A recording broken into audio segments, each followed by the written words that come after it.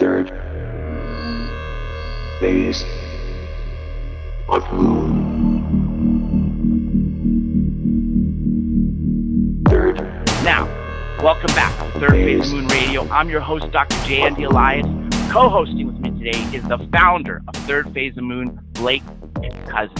We are also joined by special contributor and correspondent to Third Phase of Moon from the East Coast, Joe Kiernan.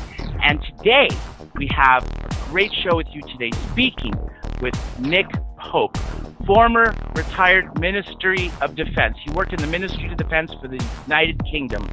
Very important guy, unimpeachable, and a true man with integrity that is speaking out on one of the most important topics, which is right now, are extraterrestrials engaging Earth and so much more. Without further ado, Mr. Pope, how are you this evening?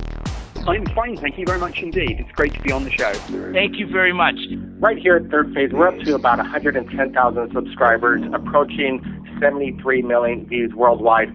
And we're getting videos on a daily basis of strange UFO, paranormal videos, you name it, we get it right here at Third Phase of Moon. And there is something happening, and it seems like it's happening faster and faster as the months go on. And you made a quote, if I'm not mistaken, that you're saying that aliens could attack us at any time, and it's kind of a warning. What do you say about that? Well, I think some of my remarks on that were maybe taken a little bit out of context. I was having a hypothetical discussion, and somebody asked me, well, look, you know, Nick, you've worked on this subject for real, for the government. So with Hollywood sci-fi movies in mind, what do you really think would happen? And in a speculative way, I threw some thoughts out there, and I said, well, we would fight back. I think that's in our nature. It's hardwired into us. And I said, inevitably, we would use various aircraft, drones, and weapon systems that undoubtedly we have now, but the existence of which the public are not yet aware. And I think pretty much anyone involved in military research and development will tell you that we've got things that you won't see publicly declared for years. I mean, a good example is the stealth fighter, which was flying for many, many years before it became public knowledge. So all I said was, if we did encounter hostile aliens, we'd fight back, and we'd probably have some pretty sophisticated weapons to do so. The other question is that the phenomenon, the British government in July 2013 released 4,400 pages of previously unreleased documents. Well, is there any smoking gun footage that is released now? And is the British government still, are they disclosing everything that comes in regards to UFOs, or is there still a program as far as keeping some of this away from the public?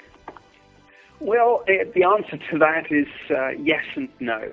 This release of documents that you refer to was actually the last batch in what's been a 5-year program to declassify and release the entire archive of these files. And in fact, since the process began in May 2008, there have been about 52,000 documents released.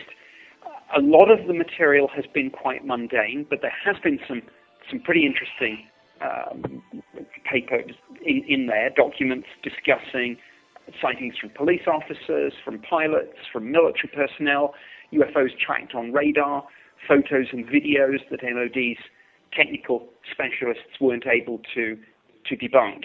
And I've worked on these files. I've actually been involved in the release program and have done interviews on it on shows including mainstream media programs like Larry King Live and Good Morning America and Nightline. So I can say that yes, this material has been released and it's genuine. There isn't a smoking gun in there. There's not one single piece of paper that's going to tell you 100% certain this is real and we've got a spaceship hidden away somewhere. The reason I said at the beginning the answer to that is yes and no. We don't have all the material. There are exemptions to the UK Freedom of Information Act, just as there are to the American Act, covering areas such as defense, national security, intelligence, and also, and I'm afraid this one is the one that has people in the UFO community and the conspiracy theory community up in arms, the MOD say that they've inadvertently destroyed some of the best material and that they've lost some, for example, some of the best photos that we were ever sent. Mr. Pope, Okay, Mr. Pope, can you quickly touch on, and I don't mean to jump around, but it's something a lot of people are definitely curious about, including myself, are the happenings of the crop circles in the UK. Where did you stand on that during your years of all your investigation? And can you tell us if these things are still occurring? They are still occurring, but in rather less numbers, and disappointingly, certainly this season, a little bit less spectacular than some of the really complex geometric shapes and glyphs that we've had over the years. Now, when I was at the Ministry of Defense on the UFO project, crop circles were not formally in my terms of reference, but clearly because of the perceived link between crop circles and UFOs, I did look into the mystery a little bit. I have to say I'm broadly pretty skeptical on crop circles. I've seen some people make them. I think sometimes people underestimate just how big the teams are that sometimes go and create these things, how sophisticated they are in their planning, which is all done on computer, taking with them out into the fields, things like night vision goggles, global positioning system, the GPS to get the coordinates right. So I think what I'm saying is that most of these things are clearly made by people. But in a sense, never say never. I go back to what you said, what was said earlier in the show about Stanton Friedman's excellent and very correct quote. The believers only need to be right once. The skeptics have got to be right every single time, but the believers have only got to be right once. So, I'll keep an open mind. I'll watch. I have yet to be convinced, but, I'd love crop circles to be something more than just a bunch of people out having fun on a summer's night. Go ahead, Blake. Yeah, we at Third Phase Moon, we still have yet to see a legitimate crop circle being formed as in a real-time video, and that's one of the smoking gun videos that we're looking for. Everybody's seeing these crop circles the day after, one in high probability. There are people out there with, their 4x4, planks of wood forming these crop circles. Sophisticated indeed, but, we're looking for these crop circles on video as they're being, constructed. But to the next question, and going back a little bit about time travel, the Higgs boson theory about, the Hadron Collider being sabotaged by time travelers, where there were breadcrumbs found in the machine, and it pretty much set them back for quite a while, and they could not explain on how the breadcrumbs got there, is an interesting topic. Did you want to touch on some of the theories you might have heard about that incident? Yeah, I mean, I don't know about breadcrumbs in the machine, but for all I know, that was some physicist having his lunch. But I don't mean to make light of this. I suspect, in a sense, this is unknowable. If time travel is real, I think clearly these people are capable of covering their tracks to an extent that we simply couldn't track them. And if we find something, it's probably only because they want us to. I mean, this is all speculative, of course, and the physics is way beyond me.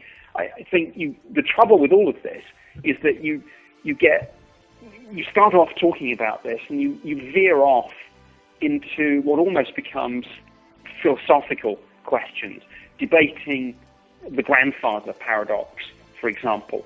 I mean, if time travelers came back to sabotage the Large Hadron Collider, then they themselves in the future live in the world in which the Large Hadron Collider was sabotaged. And I mean, this is why we talk about this as going round and round in circles, that sort of causal loop and things. I mean, it is incredibly difficult, I think, to get one's head around this.